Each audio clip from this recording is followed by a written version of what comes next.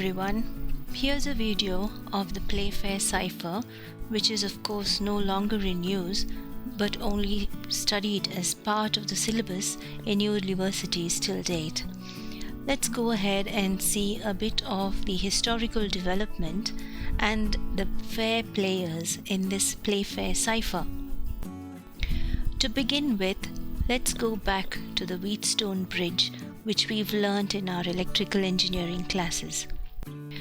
Well, Sir Charles Wheatstone was the one who developed the Playfair Cipher and documented it in 1854.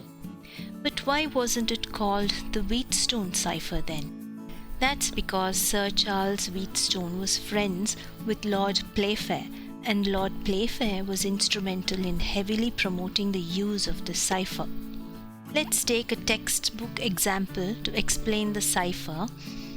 The cipher requires a key and text which is required to be encrypted.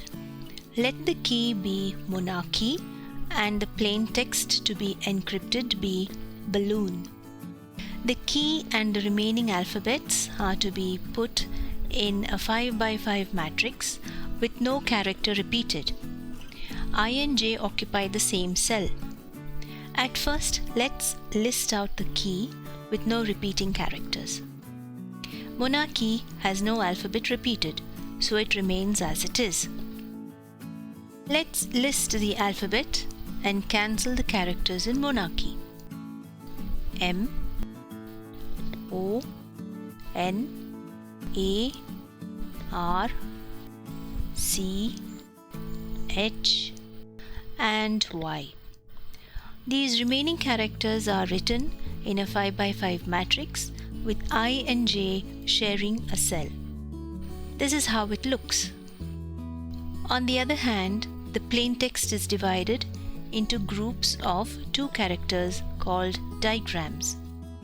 The rule for division is that each digram must have 2 dissimilar characters. In this example, LL and OO are similar. So we insert a dummy character X between L and L and regroup the diagrams. In the regrouping process, the diagram containing OO also becomes dissimilar. We are now ready to find the ciphertext. Going back to the matrix and considering each diagram at a time, we mark out the rectangle containing the first 2 characters B and A in the matrix. The rule is that if 2 characters are in the same column, then the ciphertext will be the character immediately below the plain text character. The ciphertext for B is I or J. The ciphertext for A is B. The first 2 ciphertext characters are I or J and B. Going to the next pair L and X, consider the rectangle with L and X as corner elements. The ciphertext of L will be the character at the other end of the rectangle, which is S. The ciphertext of X will be the character at the other end of the rectangle, which is U. The ciphertext of L and X are S and U respectively. Going to the next pair L and O. Consider the rectangle with L and O as corner elements.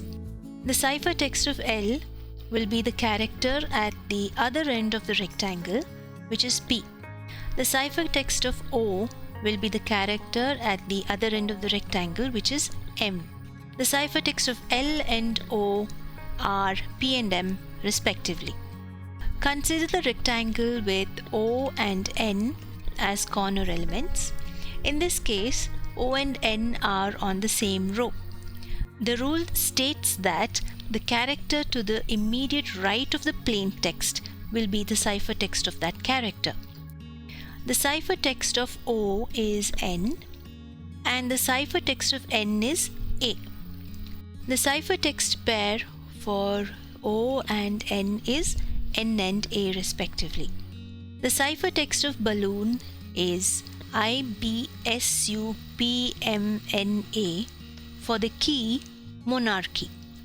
Thank you for watching this video and I hope you liked it.